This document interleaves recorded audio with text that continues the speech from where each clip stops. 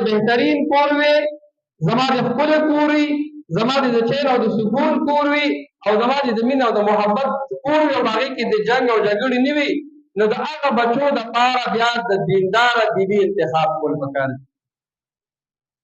چې یو کس دا غواړي چې وروسته دې ما ته مسلې او مسایل نه راځي، نو کوشش د دې نه د مخکې دا وکړي چې کومه ښځه کور ته راولي چې په هغې کې دین وي او هغه دینداره وي. د دې وجې رسول الله صلی الله علیه وسلم فرمایلي دي چې تاسو رشته د چا دپاره کوئ، نو وایي نه مالدارۍ ته ګورئ، نه حسن جمال ته ګورئ، نه نسب ته ګورئ، بلکې تاسو دین ته وګورئ چې دې کې دین څومره دی. نو ما ورته چې د خپل بچي دپاره رشته کوو، نو کوشش به د دې کوو چې د خپل بچي دپاره به دینداره جینۍ ګورو، دینداره ښځه به کور ته راولو. نو چې کوم بچي په دې کور کې پیدا کېږي، نو مور د بچي دپاره لومړی تربیتګاره، دا به د بچي صحیح تربیت کوي، نو هغې نه به بچي به د مور نه سبق اخلي، بچي به خامخا دینداره کېږي. او که ما او تا انتخاب د داسې ښځې وکړو چې هغه د دین نه لرې وي، هغه دینداره نه وي، نو راتلو سره به هغه د هغه ذهن والی وي چې هغه به ازادي غواړي، هغه به هغه ذهن والی وي چې هغه به دین باندې چلېدل نه غواړي، هغه به هغه ذهن والی وي چې هغه به د دین ته په تلو باندې تیاره نه وي.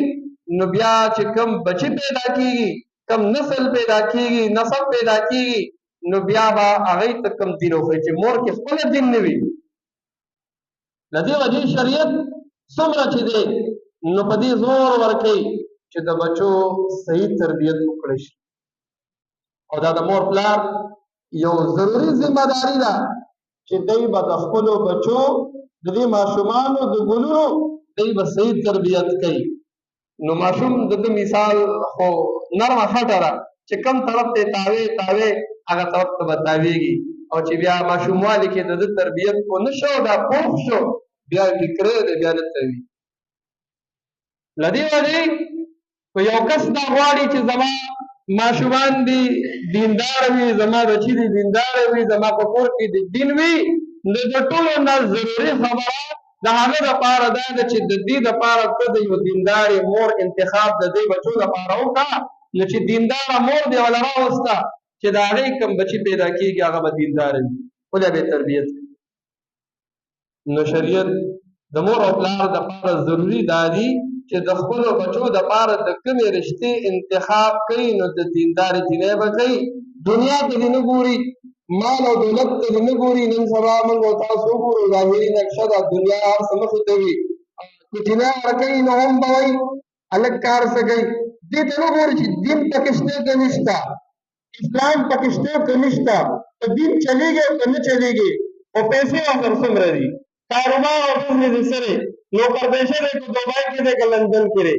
دې ته نه ګوري، خو چې صرف نوم اخلي چې لندن او په بهر ملکونو کې دی، نو د هغه دین ته نه ګوري، او بس صرف دنیا ته ګوري، بس ما دره کړې ده.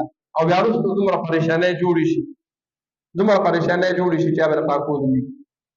له دې د وجې که هلک هم د جینۍ انتخاب کوي نو دیندارۍ ته وګوره. دې ته مه ګوره چې پلار یې دومره دومره ځمکې دي او دومره دومره پیسې دي او دومره بینک بیلنس دی او دا دي او دا دي او خاندان دی او خاندان دي. حالانکې که دین پکې نه وي کور ته به اور رادننه کړي.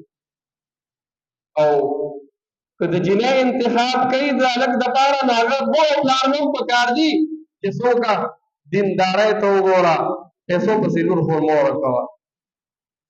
نو چې کله هر مسلمان دیندارۍ ته وګوري او دغرنګې دنیادارۍ ته نه ګوري او دین ته ګوري، نو چې دین پکې وي نو هغه به د ښځې هم خیال ساتي، ښځه به بیا د خاوند د حقوق هم خیال ساتي، د مشر به هم خیال ساتي او د کشر به هم خیال ساتي.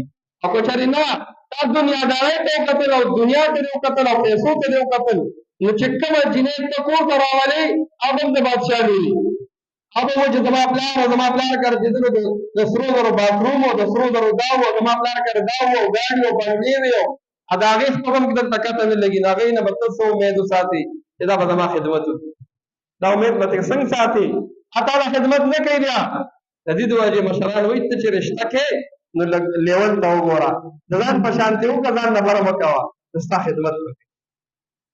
او چې ورکوې هم نو ځان په شانتې ورکړه، ډېر بره مه ورکوه ته پیسو پسې لور خور ورکړې نو ته بیا د کټ پورته ناست یې هغه ته وایي بره جګېږي او هغه هم وایي دا چل به وکړه داسې وکړه داسې وکړه.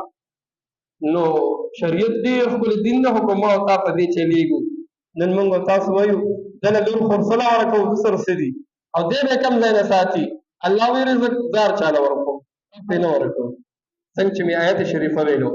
نو د مور او پلار ذمه داري لومړی دا جوړېږي چې دی د خپل بچي دپاره د دیندارې مور انتخاب وکړي.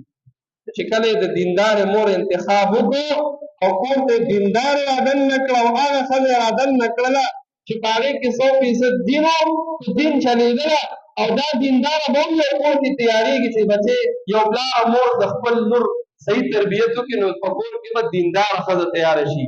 نو چې کله موږ او تاسو په خپلو بچو نګراني کوو د دوی تربیت کوو نو که هغه لوڼه دي او که هغه زامن دي نو چې دین پکې نه وي نو چې دین پکې وي زموږ دپاره باعث د خیر وي او که چېرې دین پکې نه و بیا زموږ دپاره سر د درد وي.